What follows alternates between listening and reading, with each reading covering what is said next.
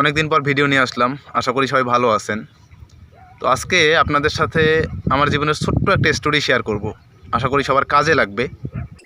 তো লাইফে আমরা সবাই কম বেশি কারো না কারো কাছ থেকে কোনো একদিন ঋণ করছিলাম, ধার করছিলাম।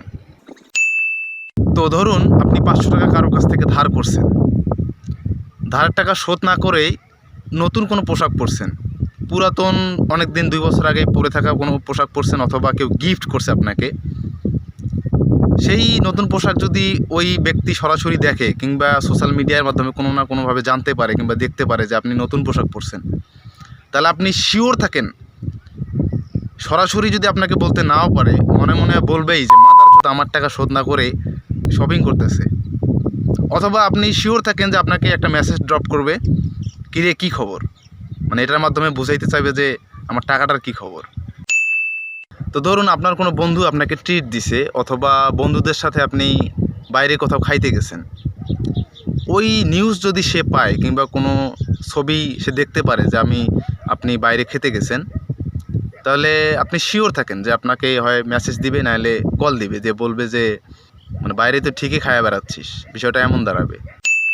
এমনও হবে 500 থেকে 1000 টাকার মধ্যে বাসার আশেপাশে কোথাও ট্যুরে গেছেন কিংবা ঘুরতে গেছেন, ওই নিউজ যদি সে পায় কিংবা সোশ্যাল মিডিয়ায় কোনো না কোনোভাবে দেখতে পারে যে আপনি ট্যুরে গেছেন, ঘুরতে গেছেন, চিল করে বেড়াচ্ছেন, তাহলে ভাই কাম সারছে।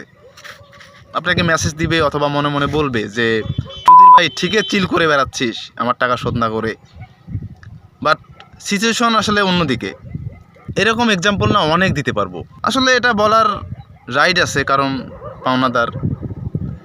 সো এটুকু বলবো আপনাকে যে আপনি যদি সর্বশেষ স্থানেও থাকেন, অন্তত আপনি ঋণগুলো পরিশোধ করে দেন।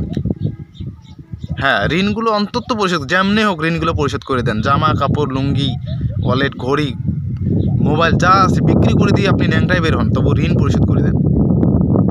দিন শেষে একটা ভালো স্বস্তির একটা নিঃশ্বাস ছাড়তে পারবেন। ইয়েস।